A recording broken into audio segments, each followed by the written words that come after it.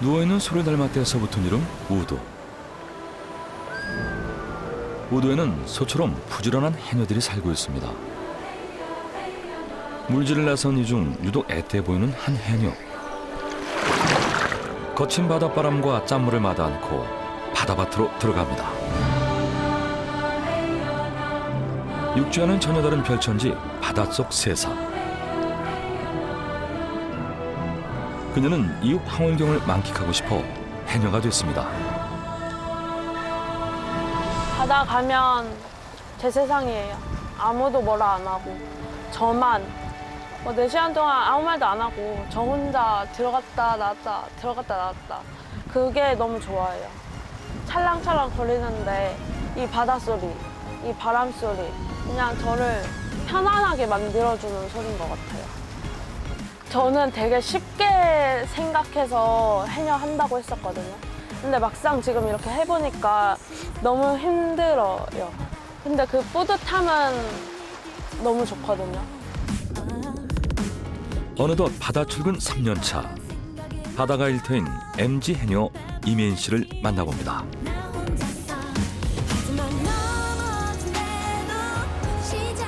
제주 성산항에서 100길로 4km. 섬 속의 섬 우도가 있습니다.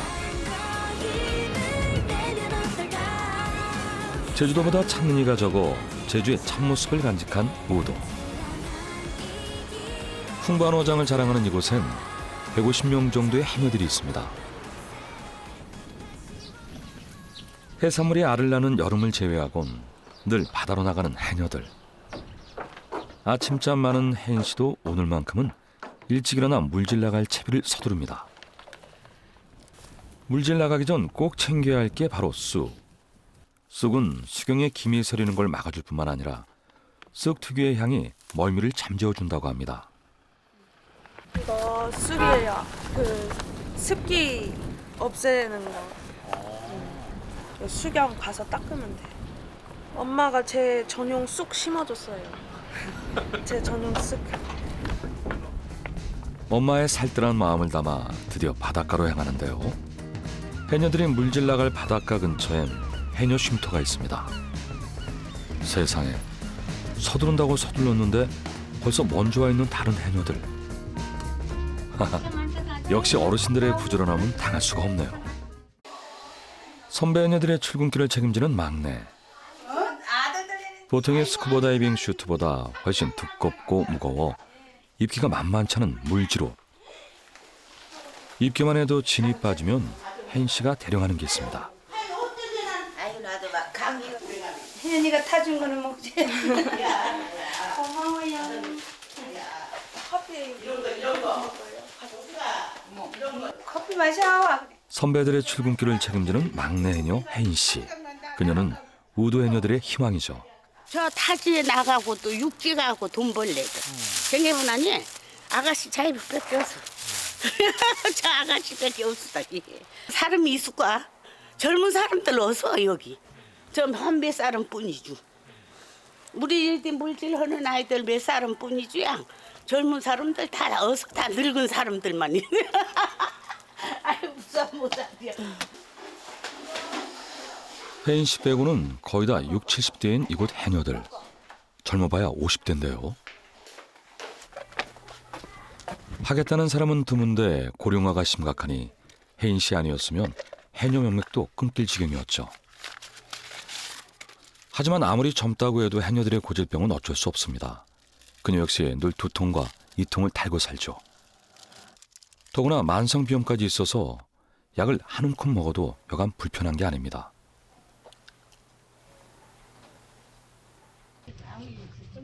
약으로 어찌어찌 달랜 몸을 이끌고 드디어 해녀들이 물질하러 나섭니다. 새것 같은 태왁이 혜인 씨 경력을 말해주는데요. 한 달 중 물질을 할 수 있는 날은 기껏해야 열흘에서 보름 정도.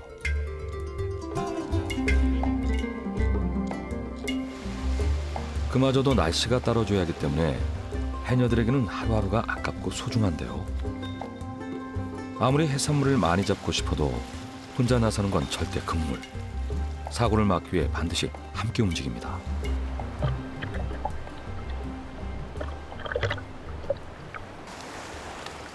입수 준비를 마치고 선배들의 뒤를 따르려는 그녀.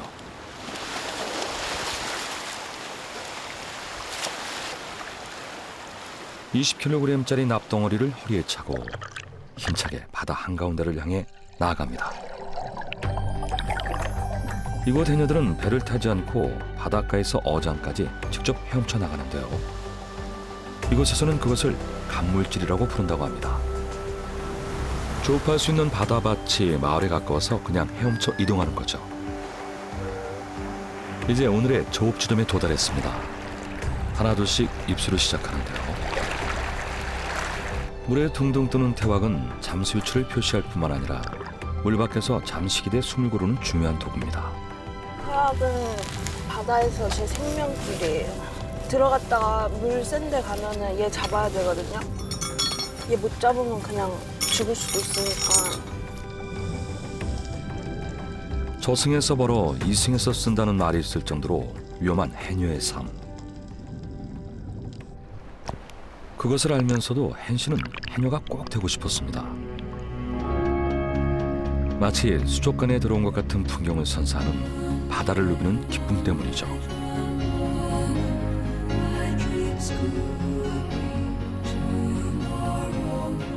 하지만 바다에서 더 오래 머무르려면 훈련이 더 필요합니다. 제가 가만히 누워서 2분 30초까지 참아봤거든요. 근데 물속에서는 1분도 많이 참은 거예요. 보면 제주 해녀는 2분 참는다. 가게 손님들도 저한테 숨 몇 분 참냐고 하면 저요 3, 40초요. 엥? 그러면 들어갔다 나와야 되는 거 아니야? 이렇게 하거든요. 달라요. 저는 한숨에 하나도 많이 잡은 거라고 해요. 빈손으로 올라올 때도 많아요. 그러나 단순히 숨을 오래 참는다고 해서 많이 잡는 건 아닙니다. 물건이 많이 있을 만한 곳을 잘 파악해야 하는데요. hen 씨, 아무것도 없어 보이는데도 용케 뿔소라를 연거푸 찾아냅니다. 무태서 아무리 친해도 절대 어디 바위에 뭐가 붙어있는지 알려주지 않는 해녀들. 그녀 역시도 모든 걸 스스로 익혔습니다. 저는 이제 바다 가서 여기 물건 많네 하면은 나와서 그 밖에 있는 건물의 위치를 봐요. 이렇게 딱 만나는 점. 그렇게 기억은 해도 이제 또 다음날 바다 가면은 또 못 찾더라고요. 근데 또 하다가 나와요. 아, 여기가 거기구나. 이런 곳이 있어요. 위치를 기억하는 거죠. 아, 내가 어느 정도에 있네, 이거.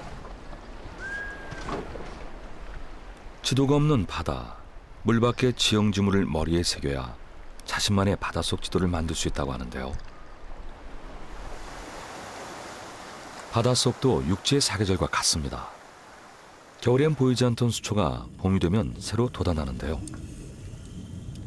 경력 많은 해녀들은 그 사이를 손금 보듯 누빕니다.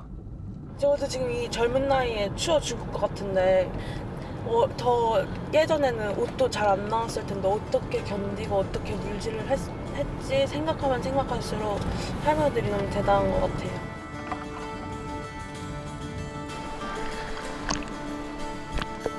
바다 깊이 파고드는 실력은 아직 약한 초보 해녀. 하지만 열정만큼은 그 누구에게도 뒤처지지 않는데요. 한 번 들어가면 보통 서너 시간이 기본인 물질. 숨을 1분 참는다 치면 서너 시간 동안 수백 번을 오르내려야 하는 고된 작업입니다. 하지만 그렇게 일해도 그물을 가득 채우기가 보통 어려운 게 아닌데요. 그런데 그때 어디론가 시선이 고정된 hen 씨. 와, 바다 거북이네요. 이렇게 큰 바다 거북을 만나는 건 해녀만이 누리는 특권이겠죠?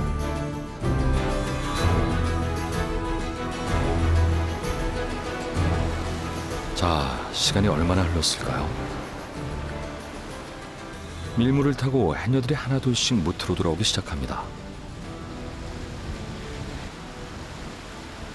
누군가 도와주지 않으면 혼자 끌기 힘든 묵직한 망사리.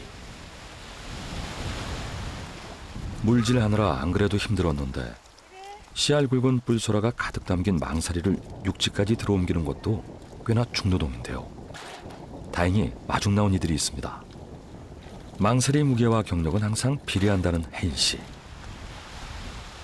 가장 끄트머리로 들어오는 걸 보니 마지막까지도 열심히 채취했던 모양인데요.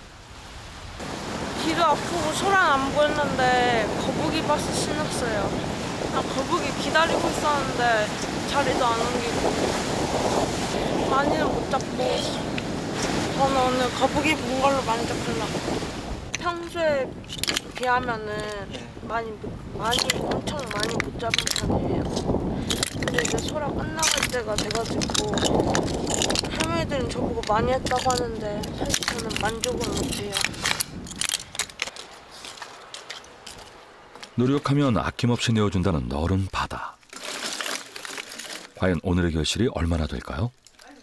7kg. 할머니들 물건 없죠 하면서 저보다 많이 잡아와요. 저는 모르겠어요. 안 와닿아요. 그리고 나 내일 시켜, 나 내일 안 시켜 해놓고 아침에 오면 다 와 있어요. 근데 저는 진짜 쉬는 줄 알았거든요. 그래서 저도 쉬려고 했는데 이제 다 나오신 거예요. 오늘 10kg 어디 가서 잡아질 건가 이렇게 하는데 그것도 쓸데없는 걱정? 제가 볼 때는. 그렇게 말해놓고 3, 40kg 잡아오니까 저 한 번 들어갈 때 이모들 3번 들어가는 것 같아요. 아니 어떻게 그럴 수 있지? 그래서 제가 해녀 하면 할수록 그냥 엄마도 강하지만 해녀 엄마들은 더 강하다고 생각해요, 저는.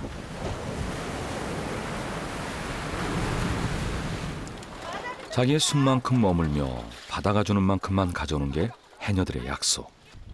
그 약속을 지켜왔기에 지금까지 물질이 계속될 수 있었겠죠. 오늘 잡은 뿔소라는 보통 소라보다 식감이 쫀득해 요즘 인기인데요. 해녀들은 보통 자신이 채취한 해산물을 조합에 넘겨 판매합니다. 선도 유지가 중요한 해산물. 혜인 씨도 뿔소라를 싣고 이동할 준비에 나서는데요. 아무리 봄이어도 젖은 몸을 뼛속까지 시리게 만드는 거친 바닷바람. 사람들에게 바다는 낭만일 수 있지만 해녀들에게 바다는 극한의 작업장입니다.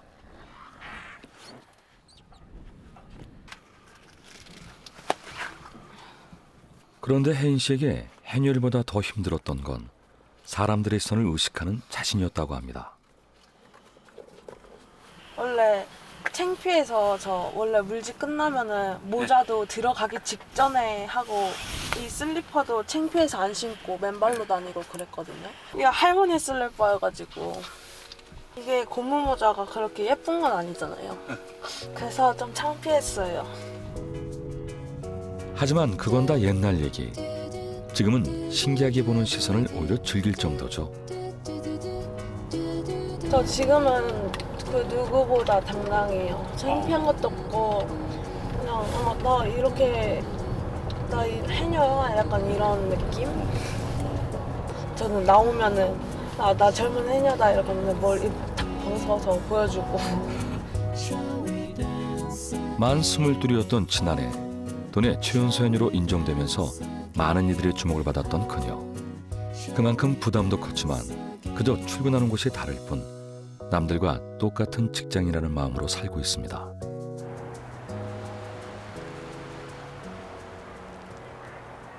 해녀 쉼터에서 머지않은 한 건물.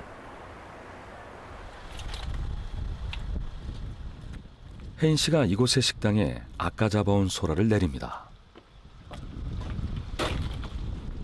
오늘 잡은 것들을 조합이 아니라 식당에 팔려는 걸까요? 아무래도 여기 한두 번 와본 게 아닌 듯 일하는 게 꽤 익숙해 보입니다.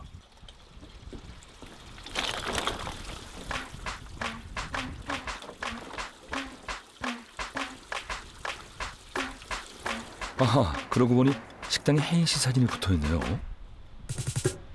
사실 이곳은 혜인 씨 가족이 운영하는 식당. 관광객을 상대로 각종 해산물 음식을 팔고 있습니다. 물질로 자리를 비운 사이 혼자 주문을 소화하느라 정신없던 엄마. 물질옷도 벗지 못한 채 하고 앞에 선 혜인 씨.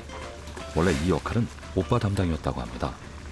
저희 가족은 5명인데요. 엄마, 오빠, 저 그리고 동생 2명. 오빠 있었는데 엄마랑 의견 차이가 너무 많이 나가지고 싸워서 집을 나갔어요. 식당을 도맡아 했던 오빠. 물질로 바쁜 그녀는 오빠의 보조 정도만 했는데 엄마와의 불화로 오빠가 나가고 난 뒤 어쩔 수 없이 떠맡았다고 합니다. 물질 나갈 수 있는 날은 제한적인 데다 아직 잡아오는 양도 많지 않아 겸업을 할 수밖에 없는 혜인 씨.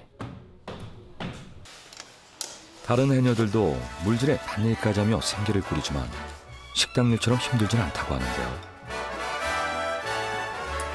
그나마 장점이 있다면 그녀가 직접 해산물을 잡아오기에 다른 식당보다 재료비가 덜 든다는 정도입니다. 제가 하루 쉬는 게 쉽지가 않아요. 제가 물질도 가야 되고 가게도 해야 되고 그 하루 문 닫으면 되는데 이제 그걸 내려놓는 게 쉽지가 않네요. 하루 닫으면 그 매출 못 버니까 그냥 제 욕심이기도 한 것 같아요.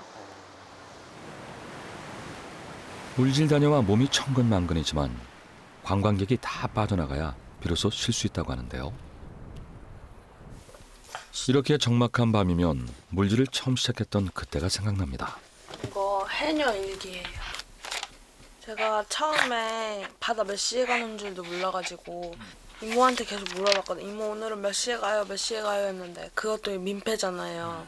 그래서 몇 물에 몇 시에 갔고 오늘 어땠는지 다 이렇게 기록해놨어요. 그렇거든요. 그래서 이제 나가야겠다. 그날 조업의 특징과 느낌이 고스란히 담긴 일기. 그때는 매일이 도전이고 다짐이었습니다. 그래서 너무 힘들어서 못 들은 척했는데 작년인가 12kg면 그래도 많이 잡은 거거든요. 그걸 하나도 안 받아주니까 일단 수협은 안 받아갔어요. 다 작아가지고. 그래서 엄마 친구 해녀 식당 하는데 그 이모한테 부탁해서 팔고 왔어요. 그날은. 그래서 5kg 더 한 것도 있고 보여준다. 진짜 내가 얼마나 잘하는지 보여준다. 이런 마음도 들었었고.